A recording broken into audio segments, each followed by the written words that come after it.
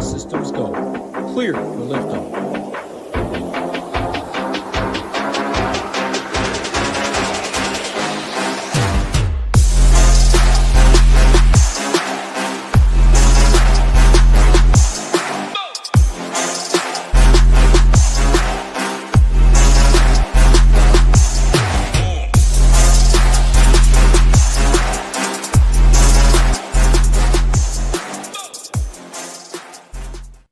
What's going on, everybody? Happy Monday. We're here talking some hoops. 5 games on the slate.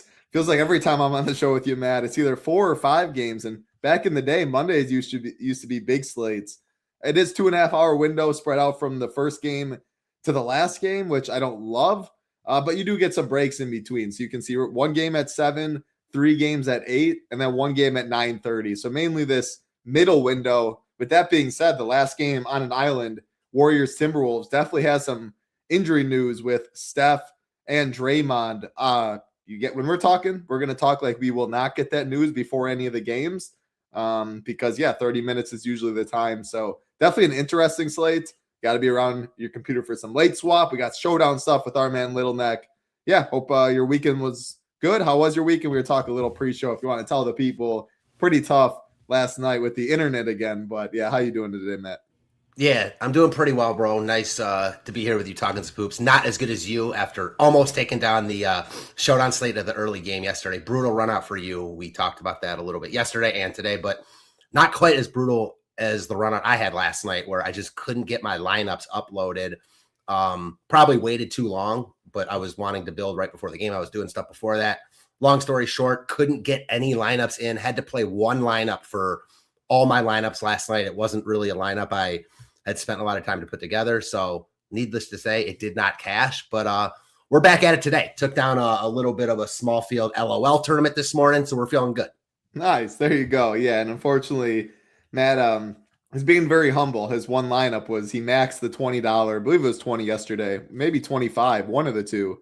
And then he had teams in 333 and stuff. Very high stakes player is Matt over there. So having to play one lineup when you have 150 in is by no means fun at all. And that was a tough game to do. It made the game like not enjoyable. You know what I mean? Yeah, for sure. Yeah, I mean, you're sweating that one team super hard. It's enjoyable if you somehow got that team to the one team stone nuts. Wouldn't that be something? But we got Little Neck in here. Butter, Coach, Gang Green, Nate, the Marcus, go collect in here again. Appreciate everyone hanging out. I did see you were close, Coach. Congrats to you. You are right. I've learned that over the years too. Absolutely nobody does care. All you can do is work harder, try and get better, and hey, put yourself in a good spot and hope the chips fall where you want them when it's all said and done. But that's what we'll be doing today for this NBA slate. We got William in here as well, shoveling 2 cars out of 20 inches of snow. Absolutely brutal. I'm sitting here in beautiful Arizona. What about you, Matt? I know you're in Ohio, so you definitely have to have some snow in the ground, some pretty cold weather, hey? Yeah, it's been cold, man. We've been snowed in all weekend, basically. My daughter's home from school today, snow day, which we had a couple last week. Nice.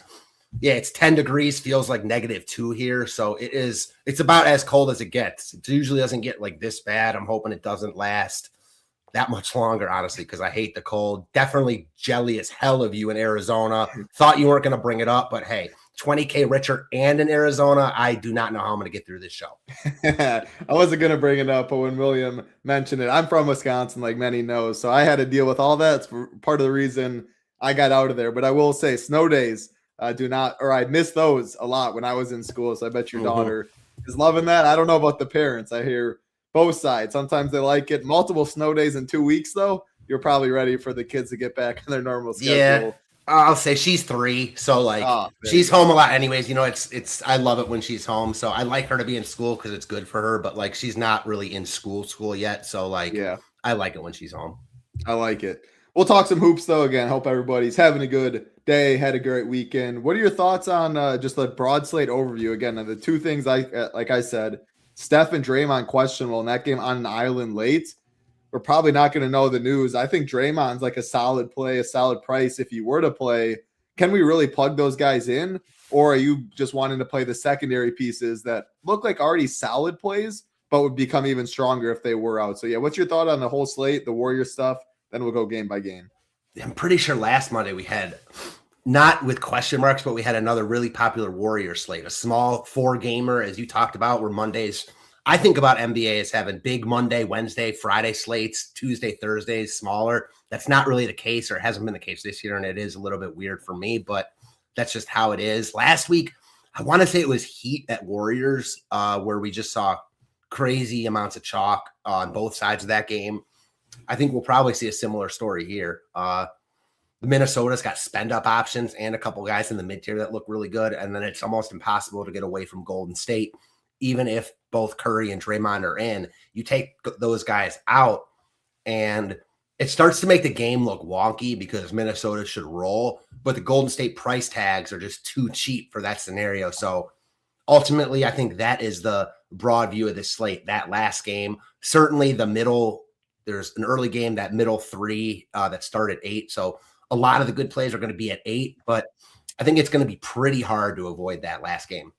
100%. Yeah. Even like, again, we're assuming we're not going to have the news before the first 4 games, but I do think you want roster spots late. Minnesota has a couple good options. And yeah, the Warriors, some solid value mid-tier options, even if Steph and Draymond do play. And obviously it only gets a lot stronger if they are out. So we're going to go game by game like always. The first game of the night on an island, 7 p.m. Eastern, the Orlando Magic and the Cleveland Cavaliers, 5.5-point favorites of the Cavs, 222.5 total in this one. On the Orlando side, no Franz Wagner. On the Cleveland side, no Garland, no Sam Merrill. DeAndre Hunter is questionable. So I'll throw it to you right away in this one. I think it's pretty interesting for the sense of, like, there's not too much injury news in these middle 3 games. We're assuming we're not going to get it late. So I don't mind. Like, if you like this game, you can play a couple pieces. I wouldn't worry about it just being the first game on an island and like you think you're going to get more injury news after. So yeah, I think without Franz, without Garland, Merrill, Hunter questionable, I don't hate getting to this game on both sides. What are your thoughts though? And I will say FanDuel will be even more popular. Like Tomlin, shooting or small 4 power forward, offers a lot of value. Mobley will be a popular spend over there. Luka's a big talking point on this slate. So trying to find value to get Luka is what people will be doing. Take it away. Yeah, so I totally agree with you that, especially with only 5 games, you certainly can play this game. There's angles where this game is the best game of the night, no doubt. I just personally don't love this game. Like, I wish I did, because I think you're going to get an ownership discount on a lot of plays from this game. But I'm kind of with the field here. I don't really see it. From the Cleveland side, Garland's been out a few games. Merrill's been out a few games. Hunter was out last game. So even like the fringy guys like Dean Wade, who was really popular last slate at 3,500, he's now 4K. So like he would look okay if Hunter's out, but I'm not rushing and running to play Dean Wade at any price, certainly not at a 4K price tag. I think he's fine. I think Donovan Mitchell, I'm never going to tell someone not to play Donovan Mitchell, but at 9,900, I think there are guys that just project better from a points per dollar standpoint. Now, whenever you're talking about like the elite studs like that, they can break any slate they're on. Spida can certainly do that in this spot, but these teams just played.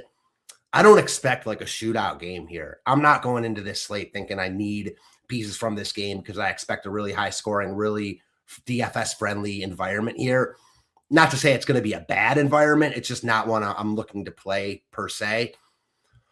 Mobley, his price has come down a tad. He was 9K. He's now 8,900. I'm fine with it. Like, he's 1,000 less than Mitchell, so I view them as similar plays. Cleveland has played better as of late. I think they're 10-4 in their last 14. They're beating the teams they should beat.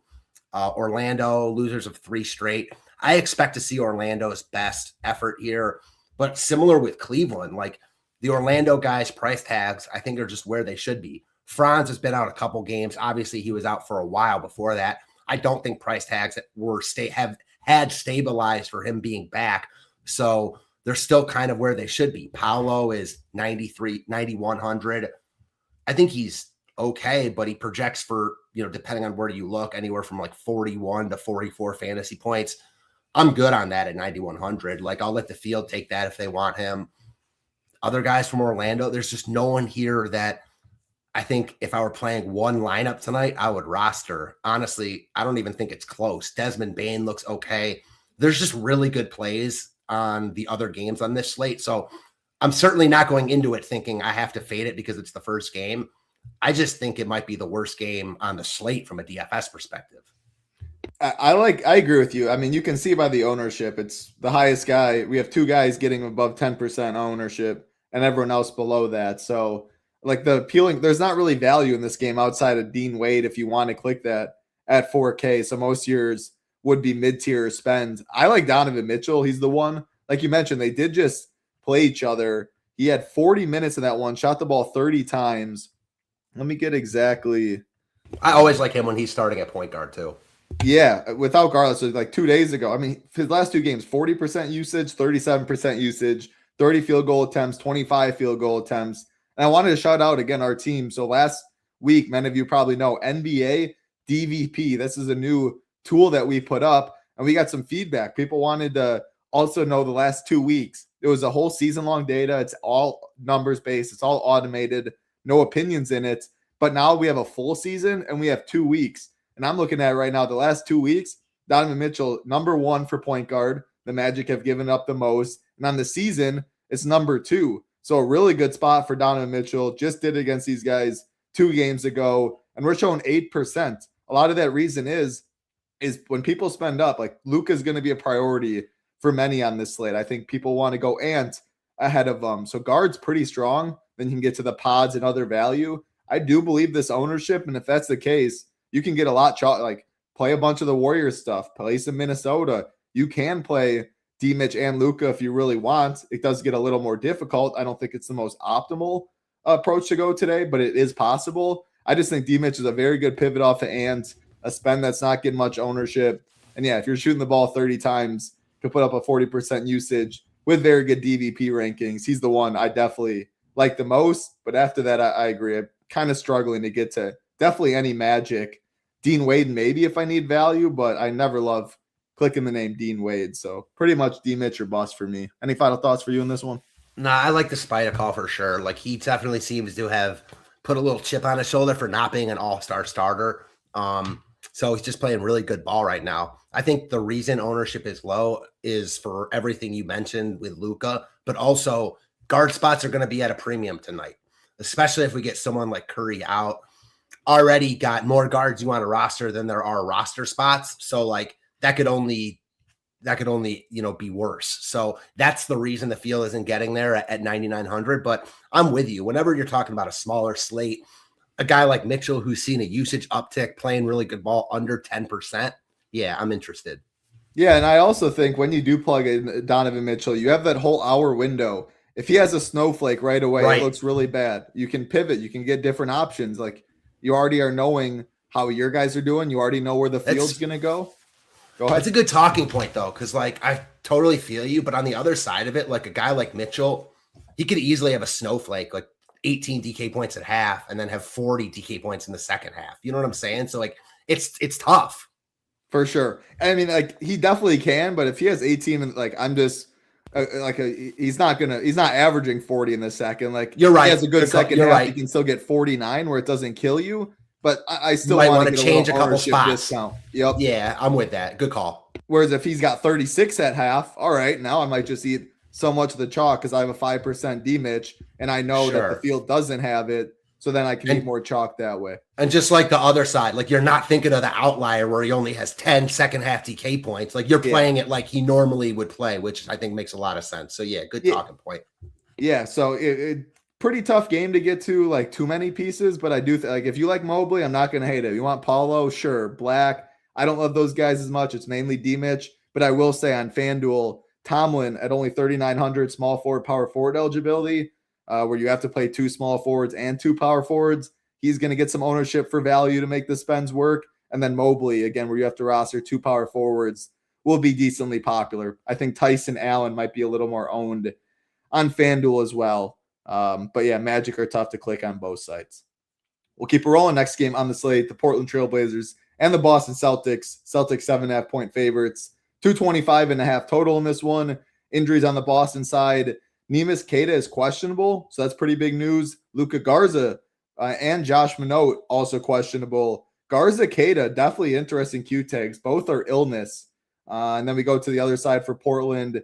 Denny Avdia questionable. Robert Williams questionable. Obviously, Avdia very important news as well. So yeah, while the Warriors have the main news, there's definitely important news in this game, which is a reason again not to overload the first game, even though just naturally you won't get too much of it. But yeah, talk about this one and some important Q tags for the Celtics and for Portland.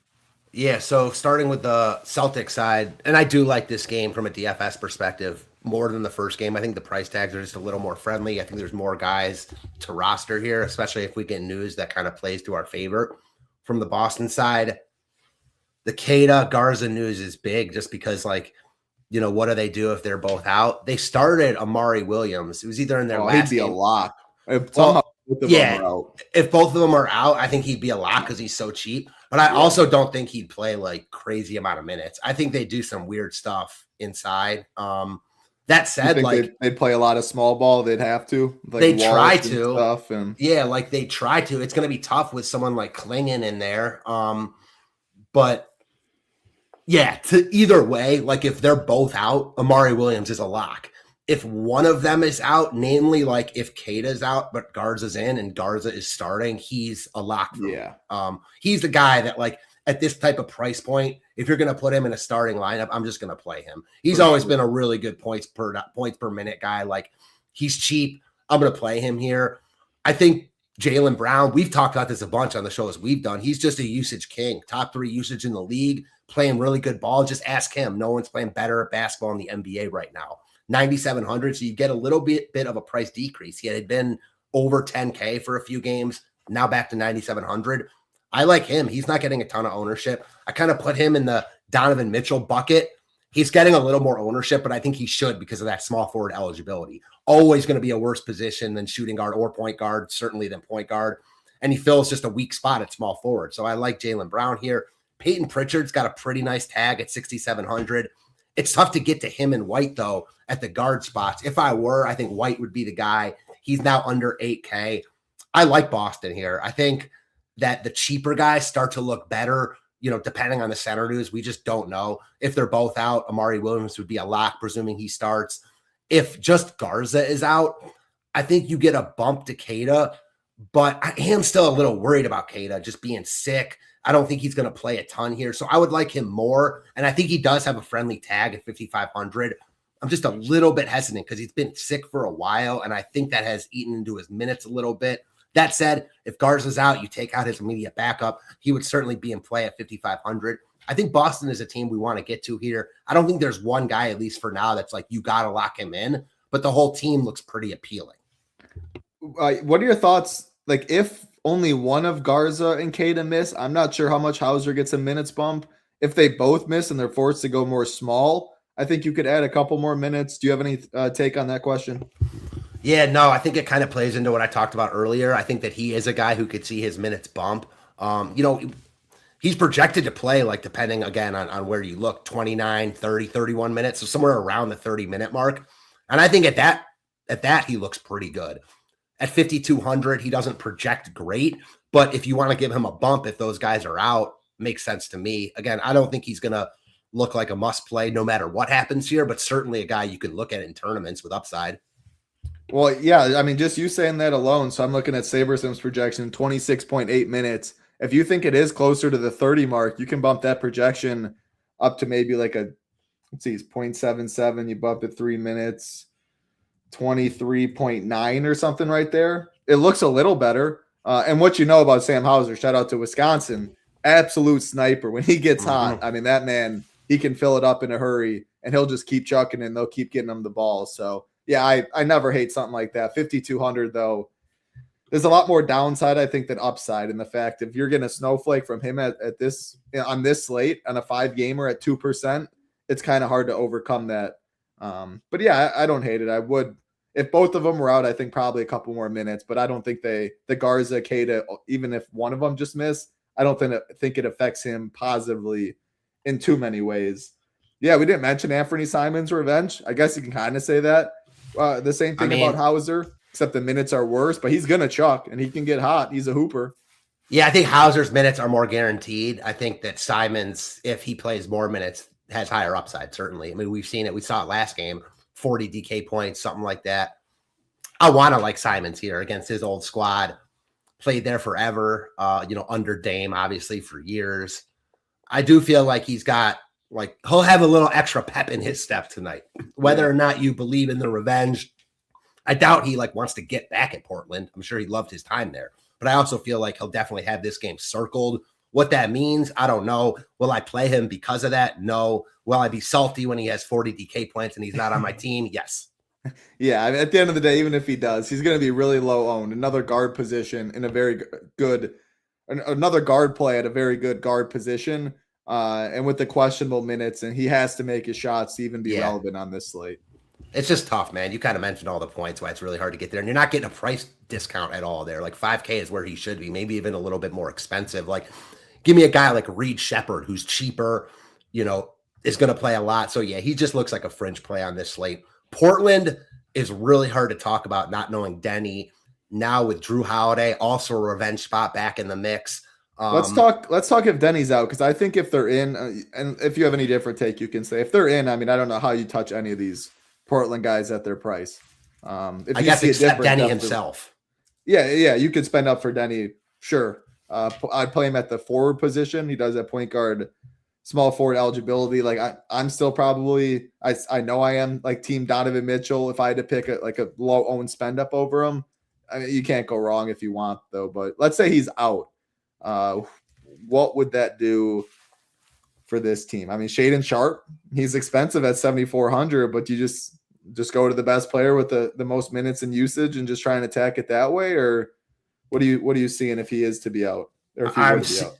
I don't think there's like an auto lock type play because of Drew Holiday being back and not playing full minutes and kind of eating into everyone else. Like, he would look intriguing.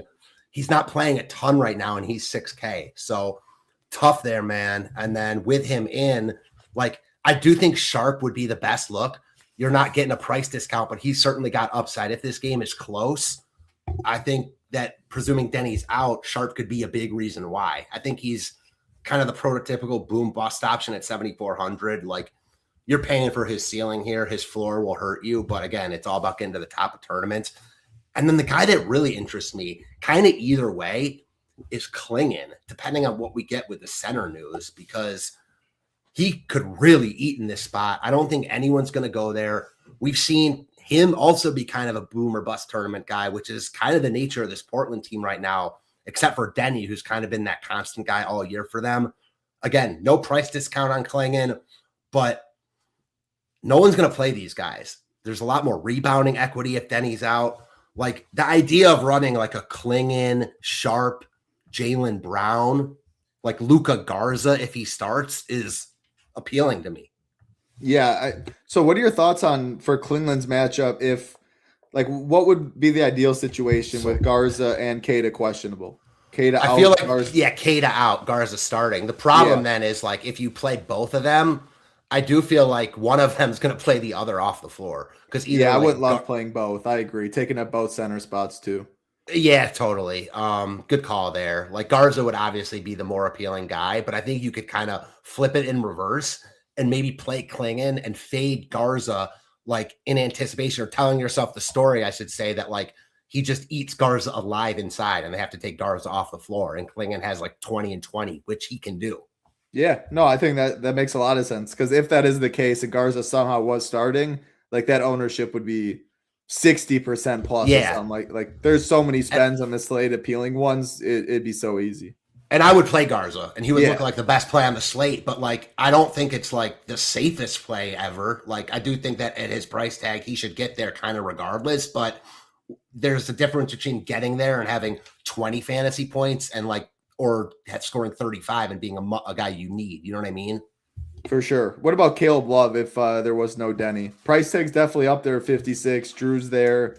But yeah, I mean, a solid point per minute guy. Again, it's a point guard spot, though. It's a lot of opportunity cost. But, I mean, the definition of a pivot off of Brandon Podziemski, who's 100 more, that's going to be way. Actually, no, they're the same price.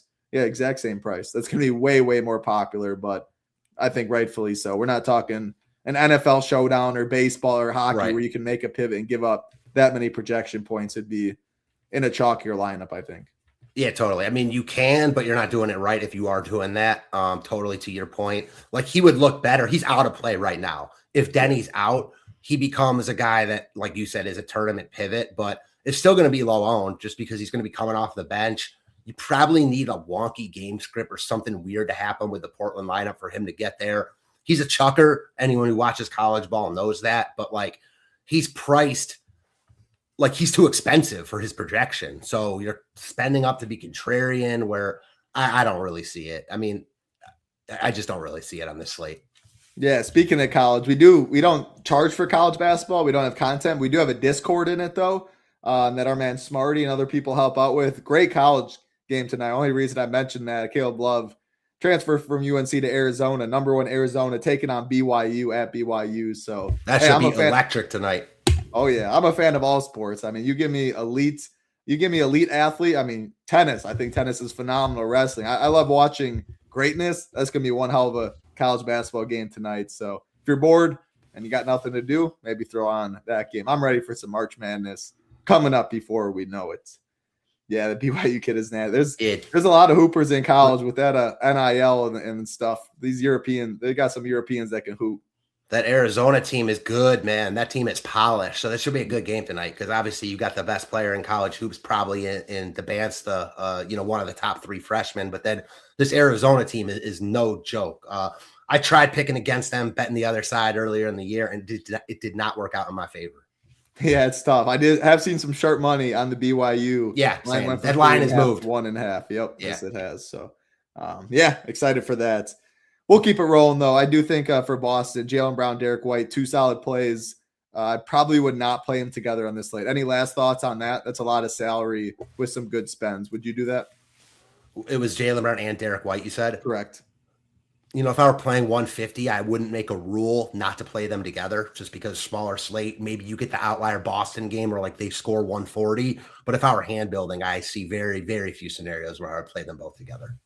Yep, I agree there. Next game on the slate, Memphis Grizzlies and the Houston Rockets. Let me refresh DK real quick. 10.5 point favorites, are the Rockets. 224.5 total in this one. No injury news, no new injury news to note on the Houston side. As far as Memphis, no Jock Landale, no John Morant. And then we got Santi Aldama's questionable. So yeah, the more I'm talking about it, the more there is actually some important injury news in this 8 p.m. Eastern window. But again, like you're just not, there's no way you're playing 3 people or more in this Cleveland-Orlando game. More than likely you're playing 1, 2 max. So you will have spots to adjust things when the news does come. But yeah, this game looks pretty solid if it can stay close. So I guess real life ball, do you think Memphis can keep it close without Jock and Ja? And then, yeah, if they can, what interest do you have in this game? Yeah, I think the game's in Memphis, right? It's in Houston. Okay, so that makes me less inclined to think Memphis can keep it close. That said, like, this isn't the type of game I'm avoiding because of the blowout. Like, I think you have to know that. Certainly it could blow out. It's not like a great spot for Memphis anyways against Houston, who's a good defensive team. But yeah, I think that Memphis can be competitive enough where their guys are playing into the fourth quarter. I think it's the best way to answer the question. I like it. So let's talk about it. Houston side, there's no injuries to note, so you can cover that side normal. And then Memphis, does Santi Q-Tag on top of no Jock, no Ja, like people are already asking about Conchar. I do think Memphis does get a little more interesting if there is no Santi. But yeah, you want to start Houston where they're fully healthy, and then we'll go to Memphis after? Yeah, so Houston is healthy, but their price tags are friendly here. So I think they look pretty good here. They might look like the best team we've talked about so far. Not the best team on the slate, but the best team we've talked about so far. Reed Shepherd, 4,500. I mentioned him in passing a couple minutes ago. He looks really good here. Getting decent run right now. He's a chucker. We know that anytime he's going to be on the court for 20 plus minutes, he's going to have a good chance of getting there at this price tag in a spot like this. I think he's pretty game script proof. So he's, as of right now, one of my favorite plays on the slate. Point guard, shooting guard eligible. A lot of opportunity cost, sure, but he's one of the guys that, gives you opportunity cost when you play someone else. So he looks really good to me. I think Jabari Smith, it doesn't feel good. Never like playing him, especially when they're healthy. Looks also pretty good here. Playing good ball right now. Projects decent to well at 6,100. power forward eligible. I like him. Sengun and KD, I don't think they're out of play. Pretty favorable tag on Sengun with forward eligibility. KD, both guard and forward eligible, so you can roster him at 5 different spots. I think both those guys are certainly in play here as kind of, spend up to be contrarian options, coming in at similar ownership to someone like Jaylen Brown. So I like both those guys. I mentioned I like Reed Shepherd. I like Jabari Smith. Amen Thompson, probably be my 5th of the crew at 8,200. I don't think he's a bad play. I just like the other guys more.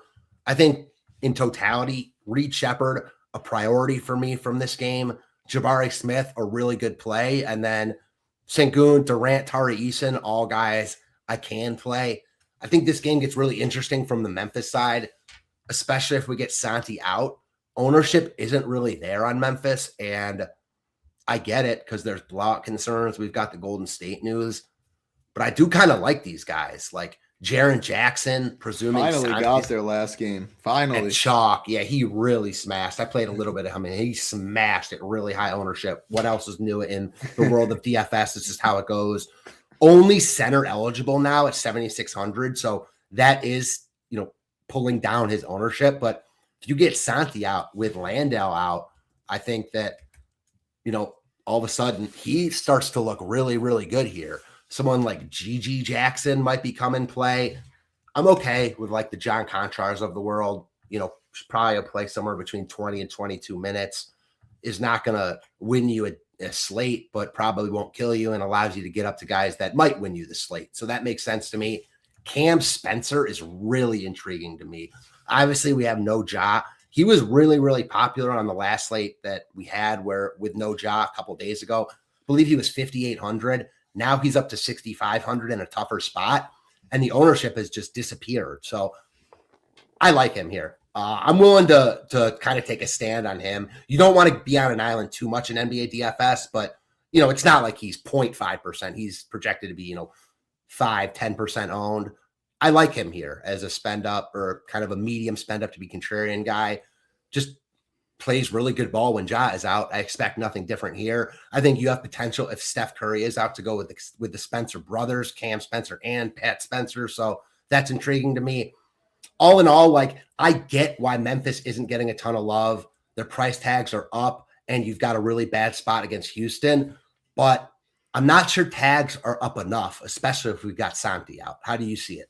Yeah, I think Memphis is best suited when I'm playing a Houston piece because you're just hoping the game's close. Like the biggest concern for me with KD, with Thompson, with Sengun and all them is, they're up 20 in the 4th or whatever, and they don't get that final run.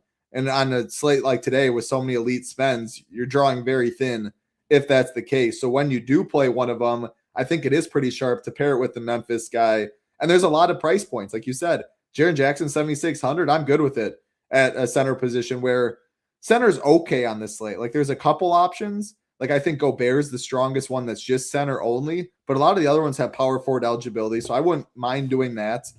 Cedric Howard, I think if the game does stay close, he's going to have to be a usage monster and play well. Cam Spencer, you made a case for. I don't hate it at all. Like even if you're 1% or 3% or whatever, just build the rest of your lineup a lot differently than you would if you played someone else chalky. Or if there's no Santi, Conchar, Gigi Jackson, someone mentioned that they're going to need their size. Houston very big and long.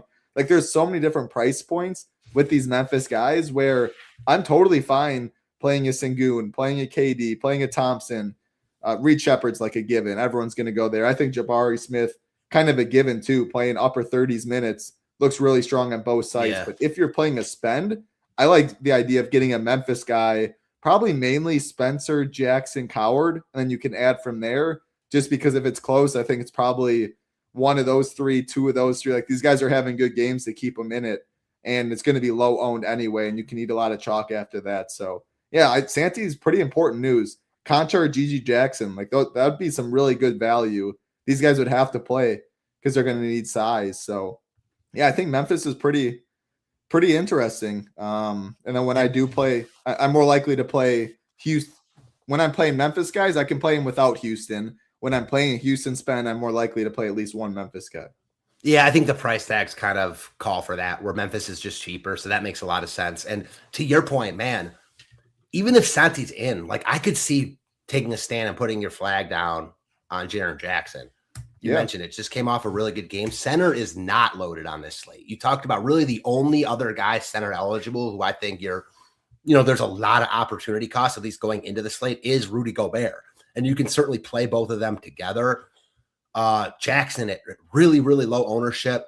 And then kind of the other side of that is just talking this out. I like the Houston bigs. You talked about Jabari. And then I would say Sengun is my favorite spend up. Memphis just has no one inside to stop him here. So I don't care if Santi's in. He's not stopping Sengun either. So I do like the idea. 9,200 forward eligible. I think Sengun looks pretty good here. Yeah, Sengun would be my favorite spend. It'd be Sengun, KD. I'm talking on the Rockets. Sengun, KD, and then it would be Thompson for me. But again, when I'm playing them, I kind of want a Memphis guy to hope it stays close. What are your thoughts if you played, like Jabari Smith is going to get a decent amount of ownership. If you're plugging in Sengun, are you I'm going to click on this when you have an answer to see what SaberSim says, but are you fine playing them both together? Negative 0.04. So not the worst. Would you be fine playing those two together? Yeah, I think so. Just because I think their price tags are probably cheaper than they should be for this particular slate and in this spot. So would I be going out of my way to play both of them together? No. Would I like one of them a little bit more without the other? Yeah, but I just don't think they have that much correlation. And again, I do think that the positive correlation in NBA kind of goes forgotten about, for lack of a better term. And like, there are certainly scenarios here where like this game spikes and you just want kind of as many pieces of this game as you can get, or the Houston side spikes. And even if it's a blowout, like they score, 110 points in 3 quarters and like guys are still playing into the fourth a little bit. So there are scenarios where they both get there for sure. So it's, I guess the roundabout answer is I'm not looking to do it. I'm not looking to avoid it. Makes sense. Last one, Tari Eason, kind of a pivot off of Jabari Smith, right in the same range. When he gets the minutes, I mean, the ball will go up. A good, very good fantasy point per minute guy. Maybe if it blows out, is he going to get maybe a little extra run? What are your thoughts? Yeah, I think that if we could pinpoint that down for sure, then he would look really good, because I do think it's a good spot for Eason. You've got an undersized Memphis front court here. You've got a young Memphis team, obviously missing their best player in Ja. Could see turnovers in that spot. Eason is obviously a guy who can turn anyone over. Really good stocks guy. I like Jabari more, but so does the field. So I think to your point, he's a really intriguing pivot. Not going to play as much, but probably has higher upside in the minutes he does play. Yeah, I agree. I mean, I think that's the best game we've talked about thus far of the 3. That Houston-Memphis game is very solid. Can only get better with Santi news as well. And Little Neck's loving Reed Shepard. So our man Little Neck says that. There goes Scooter. There goes AX. People know for sure Little Neck likes himself some Shepard. For those that don't know, many probably do, but Little Neck does phenomenal work for us over here. NBA Showdown Slate Plan, Monday through Friday. He puts up his towers. He's always in the Discord too. Knowledgeable in many sports. So shout out to our guy Little Neck. Awesome to have you on the team. All right, 2 games left. We appreciate everyone hanging out. All we ask is the like button and subscribe button. Helps us out a ton. Next game, Los Angeles Lakers, 1.5 point favorites over the Chicago Bulls. 235.5 total in this one. Injuries on the Lakers side. Absolutely nothing to talk about. On the Chicago side, Trey Jones is out.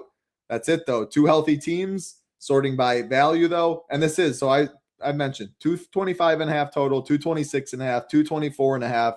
This is the highest on the slate, 235.5.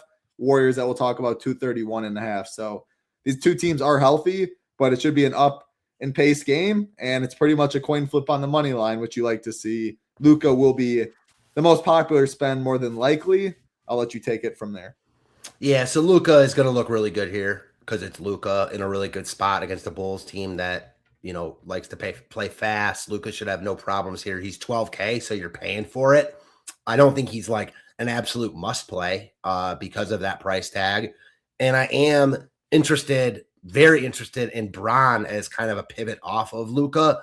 Now, I do think Bron gets some love too, and I don't think Luka comes in as like overwhelming chalk. But to your point, I think Luka is the highest spend up option. I got nothing bad to say about Luka. He looks really, really good here. Again, I don't think you have to play him in tournaments, but know what you're getting yourself into if you fade him, because certainly has the highest ceiling of anyone on the slate. That's always going to be the case, except for slates he's on with Jokic, sometimes maybe Giannis. But Bron here, obviously, if you play him instead of Luka, you're giving up a lot of projection, but he's $3K cheaper and plays a much less desirable position at power forward. So opens up one of those guard spots. Certainly there are games where Bron is just going to be the guy. And if he scores anywhere close to what Luka does here, you'd certainly rather be on the Bron side. After that, I feel like if I were doing a show with Rio right now, he would definitely have interest in a $5,600 DeAndre Ayton against a Bulls team that just sucks against big men. So I'm interested in DeAndre Ayton at 5,600 in this spot. I like the Jaren Jackson play more, but Ayton is cheaper and, makes sense in a better game environment. So after that, Rui at 4,500. Okay. Marcus Smart. Okay. Those guys are just fringe plays. It's really Luka, then Bron, then DeAndre Ayton. Don't really see much else from the Lakers that I like, but there are some guys from Chicago that are in play here. Yeah, before you get to Chicago, I have the same thoughts as you. I think it's mainly three guys in play. If you're sorting point per dollar, it's a decent fall off, I guess, if you want to play Smart, but because he does have small forward eligibility at 5K, and there's a lot of Q tags that the slate can only get better, which would make Smart even worse. And I don't even love Smart right now, but hey, he can maybe shoot 7 threes, and if he's hot, they'll keep giving it to him, and he'll be open. So I'm not going to say no to it, but it'd mainly be these four. Ayton, though, yeah, another DVP on the full season. Chicago worse on the slate against centers. Have been a little better in the past 2 weeks, but Ayton still did make the cut. And again, center's not great. The ownership's not really going to Ayton. I totally like it on both sides.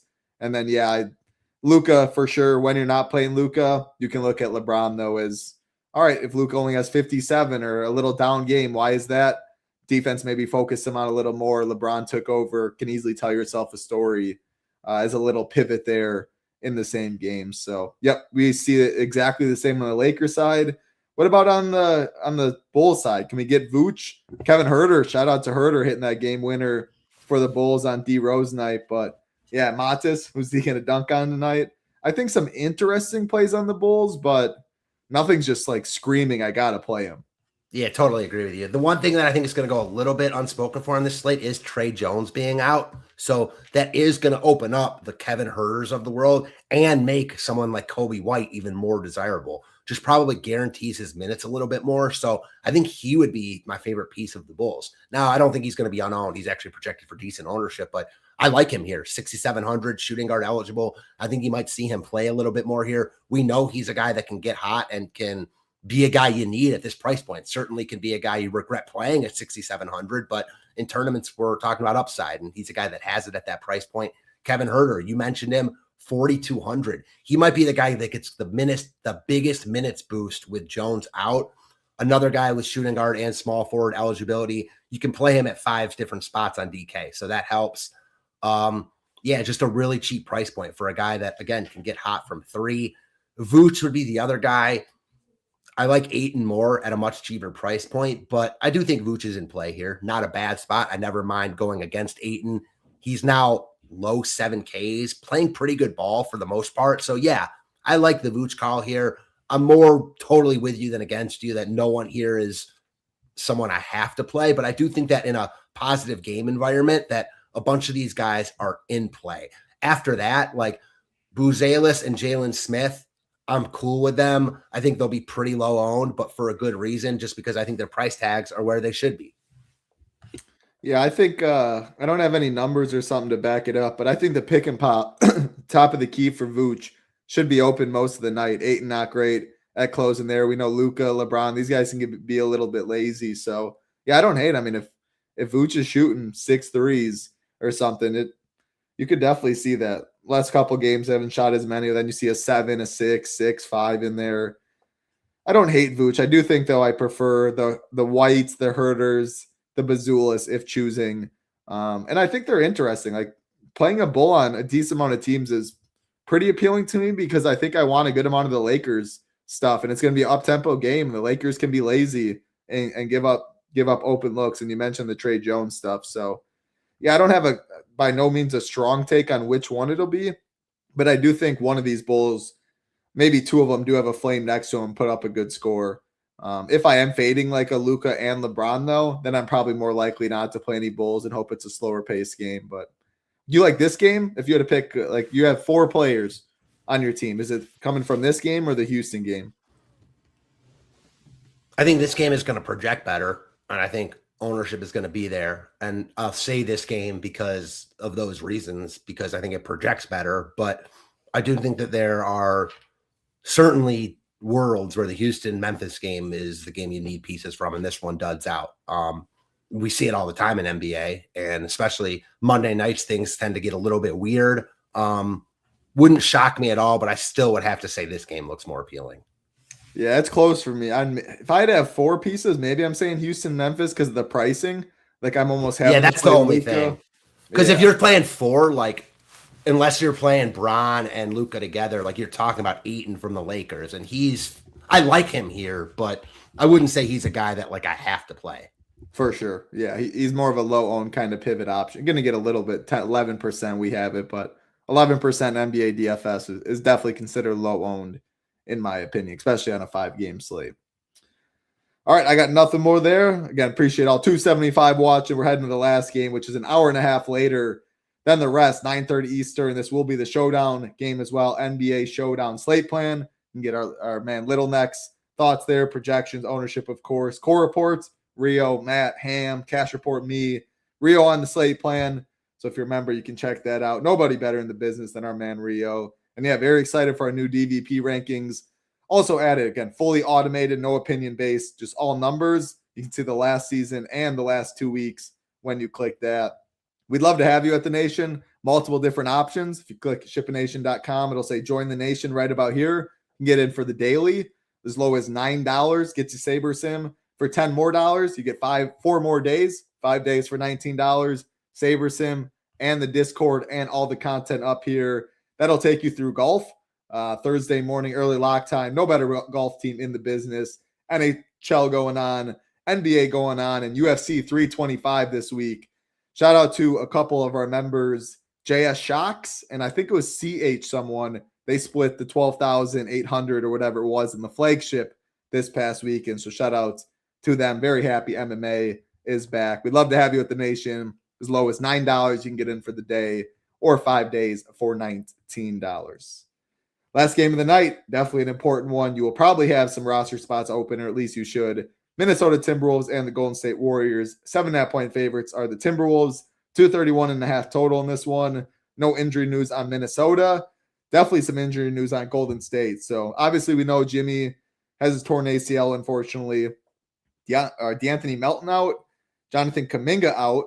Al Horford out. And then we have Curry and Draymond both questionable. Like I said, even with Curry and Draymond in, like these guys are still projecting well, as you can see. Now, if you remove them, I mean, these Moody's, the Post, the Trace Jackson, David, like, I mean, how many Warriors is too many if they're both ruled out is where you're getting at. And to be honest, I don't think there's an answer for that because some people will have their roster spots blocked where they can't even get as many as they want. So, yeah, I mean, if you backload enough and there's no Curry, Draymond, like, you want all of this game. And the nice thing is, as long as you have roster spots late, you have all the value on the Warriors side that can even get better. And you have spends. You got Ant. You got Randall. Like 2 solid spends on this slate for your late swap ability. So, yeah, you can take it however you want. I mean, it's a game we cannot ignore. Maybe Minnesota side first, since there's no moving pieces. Then we'll get to the moving piece on the Warriors. Yeah, that's a good call. The one thing I am worried about here, if we get Steph and Draymond out, is just like Golden State not being able to do anything. I think that they have good enough players where that won't happen, but I'm worried about that. You know, when you take out so many guys, especially so many of their good players, it's a concern that just this team, we've seen it before. I remember distinctly a game last year with Dallas where like all their best players were out and, you know, their whole team was chalky and they scored like 70 points total and no one got there even at cheap tags because they just couldn't do anything. Those spots are rare and few and far between, so you never go in thinking that's going to happen, but it is in the back of my mind. Putting that aside, little bit of a weird spot. These teams played yesterday. in Minnesota. Golden State won by like 30. Minnesota's struggling right now. I think they've lost 3 in a row. So again, I think that you're going to see a good effort from them here. What that means, I don't know. But from a DFS perspective, yeah, Gobert looks really, really good at 6,100. I think you're going to see him really popular, especially because the better the plays look now from the late game, people are going to want to put those guys in because it just gives you roster spots for later. So he looks like, I think, pretty unequivocally the best piece of Minnesota at that price tag. Anthony Edwards, presuming we get Steph out, or even if we don't, there's just so much value on this slate. I think he looks good at 9,300. Julius Randle, I think, looks pretty good at 8,500, but then better when you think of him as like an ant pivot. So I like Randle. I like Edwards. I like Gobert a lot here. Gobert would be the guy that I think you kind of got to prioritize at that price point. He looks better than the other centers we've talked about. I like those other guys as pivots or as guys to play with Gobert, but he looks like the best center on the board here. Dante DiVincenzo, good spot, potentially even better spot at 6,300. I think he looks okay here. I think it's those 4 main guys. Your boy Jaden McDaniels. Yeah, I was going to say Nas and Jaden McDaniels. I think my big issue with Nas is I think the blowout concern, because he gets hurt most coming off the bench. Like, he's the guy that loses it the most when there is a blowout. That said, really good spot for him coming off the bench. Not going to be nearly as owned as the other guys. What's he projected for? Actually, yeah, he is projected for decent ownership just because of that price tag. I still think, I got to refresh ownership or this. Let's see if it like Gobert 29 and Nas 21. That's just not, it's just not going to be right. I mean, Nas maybe like a 14, Gobert like a 38 or something. Like, I think we do see more of a discount, but man, like if there's no Draymond and they got to send like Post or Trace Jackson to the start, like he could feast on this second unit.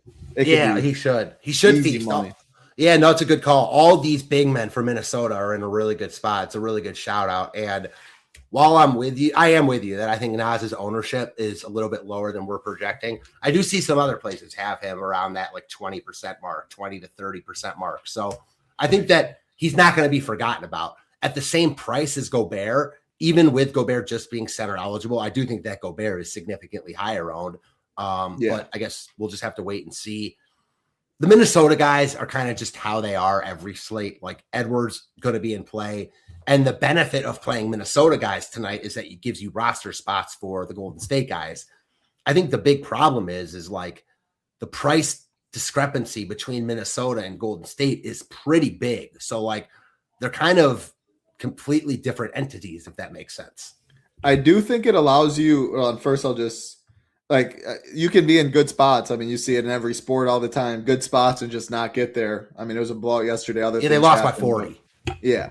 But I mean, like that happens all the time. It's good spots doesn't always work. Human beings still got to show up and make shots and do their thing.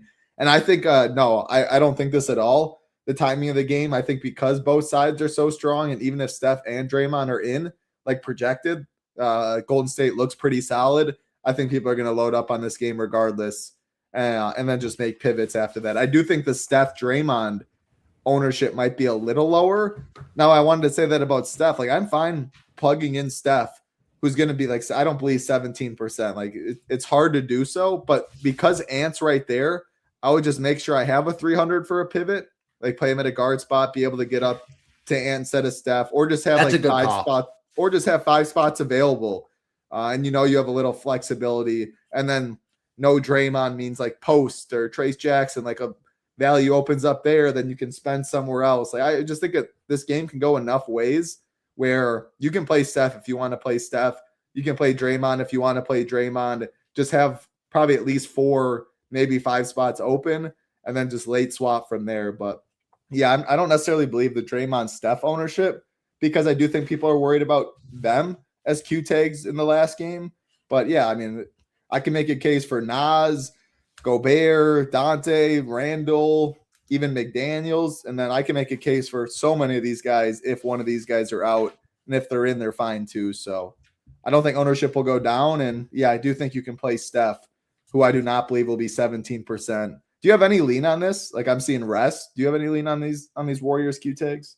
I don't. It seems odd to me that they're questionable because they played yesterday. So like either they're playing today or they're not. It doesn't seem like an injury or something that like they need to get over.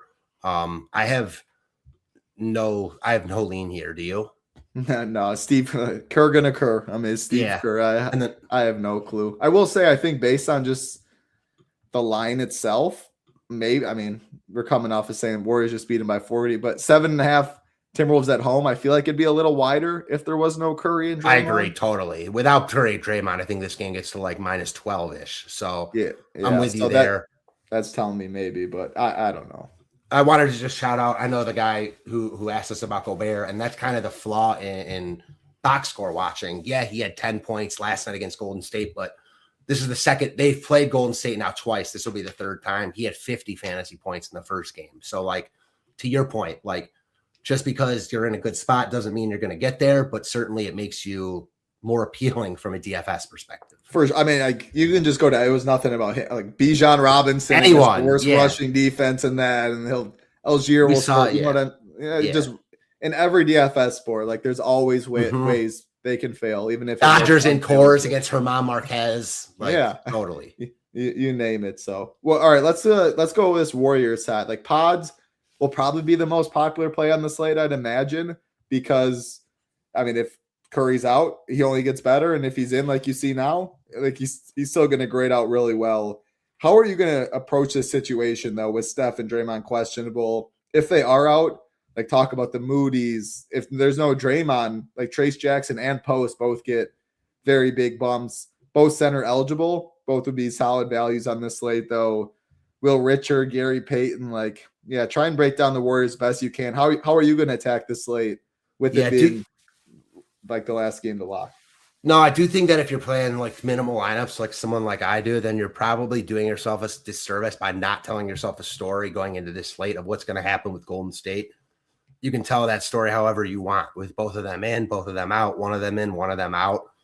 As far as Curry and Draymond themselves go, I'm with you. I don't buy the ownership, but I do think that either one of them are good plays if they are in. I do kind of suspect that if one of them is in, the other one's in, and vice versa. Either they're both in or they're both out. So I didn't say that before, but that's just my gut feel here. As far as the other guys go, Podziemski looks really good no matter what. He's already projecting as one of the best value plays on the slate, and that's with those guys in. If you take them out, he's going to look elite at 5,600 with shooting guard eligibility to go along with being eligible at point guard. So he would look really good. I kind of feel the same about Moody. Like he already looks pretty good at 4,700 at small forward. He would look really good at 4,700 at small forward. Now, again, these guys aren't like 3K. So you are running into what I talked about a little bit earlier, where like if you have Steph and Draymond out to already go along with Butler out, and then of course Horford, et cetera, being out, Kuminga, you're just missing a lot of really good players. It wouldn't shock me. It wouldn't shock anyone if this game were like 35-14 at the end of the first quarter. And these guys just aren't cheap enough to automatically get there. That said, Podziemski and Moody would look really good. Quentin Post already looks good. He would look better.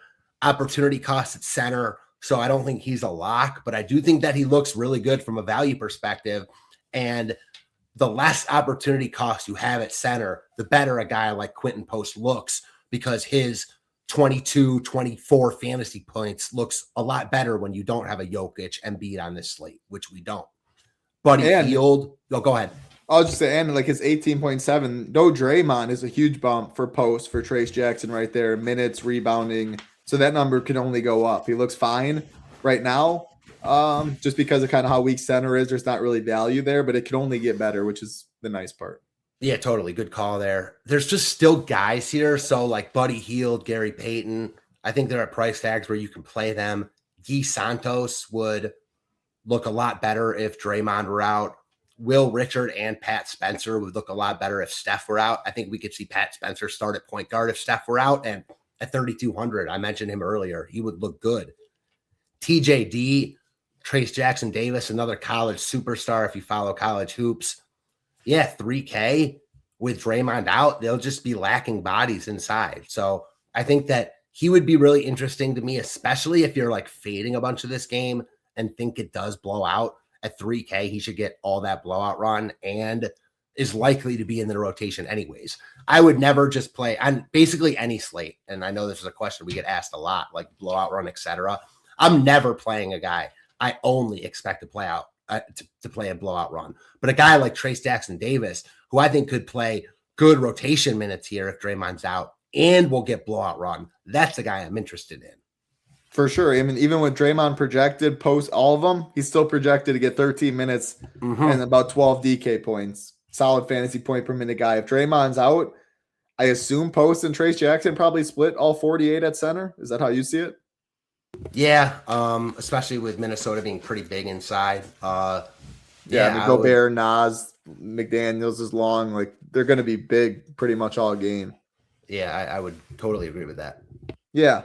So I'm so just the last thing to wrap up this game.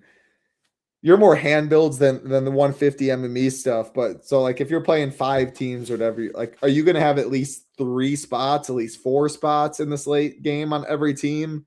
Are you fine just jamming these first 4 games, like 6 of the 8 spots and only having 2 left? If you do so, I wouldn't have Draymond and Steph as one of them unless you can like have the 300. And I just would rather play Ant anyways. So yeah, what's your just thought process on that for a single entry 3 max type stuff? Difficult right now for me to answer that with too much validity because I haven't built yet. I definitely am not going to be just jamming all the first 4 games and not leaving any roster spots. The problem is like, to your point, do you leave 2 and like then you don't really have much flexibility? Do you leave 5 and then you can kind of do it whatever you want, but then you're not playing a lot of the first 4 games? To be perfectly honest, I don't think there is a right or wrong answer. I think there are ways to build positive ROI lineups doing both. I do think that Golden State, especially if Steph and Draymond are out, it's just going to be impossible to get away from. Even as I mentioned in that blowout scenario, then you're going to want a couple of the cheap guys. So yeah, I think that you're definitely going to want to save at least a couple roster spots. And depending on how you feel about the first 4 games compared to this game is kind of how you want to play it out. I don't have like exactly how I'm going to do it because I haven't built yet, nor do I think there is one right or wrong way to go about doing it. I agree. I do think more for most of my teams, I'd want at least 3 roster spots, and even 3 might feel a little light. I think 4 and 5 would feel really good.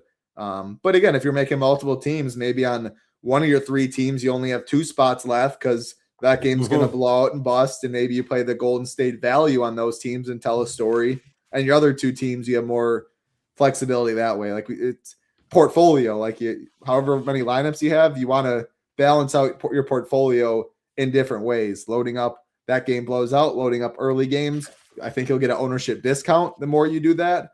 But I would definitely, if I only had 1 team, I'm leaving at least 4 spots for that last game and giving myself wiggle room to adjust. Because if Draymond and Steph are out, you're going to want more than 2 Warriors, more than likely. Yeah, I totally agree with that. I do think that, I kind of said you want to tell a story for the slate. You want to tell a story for every lineup you're making. And I do think that this is the type of slate that certainly benefits someone who multi-enters just because there is so much Golden State nonsense to kind of dissect. And it's almost like finding a needle in a haystack, knowing exactly where to go on Golden State. So this is the type of slate. I do think that if you're multi-entering, you have an edge up on those who aren't. Yeah, it's just when you are mass multi-entering, it's really hard to get specific about how many players are left, and like it's difficult to do. But if you really know what you're doing, you got an edge. 100% right there. Yeah, that's gonna do it. That's all 5 games on this slate. Again, I just wanted to show if you do want to join us at the Nation, chipination.com, you click join the Nation right here, and this is where you can see the multiple different options. Again, the daily access, $9. You'll get in as low as possible. No Discord, but you do get SaberSim. Everything else for $10 more, you do get Discord 4 more days, and you get SaberSim as well. If you know you'll be with us for the month or you want the week, annual, you can see all the different options with the different SaberSim tiers as well. We'd love to have you at the Nation. We'll be in the Discord. Rio, shout out to Rio, always in the Discord until the end of the games. His slate plan will be up. Projections, ownership, core reports, everything you need to be successful in DFS. that's going to do it for us, for my man Matt.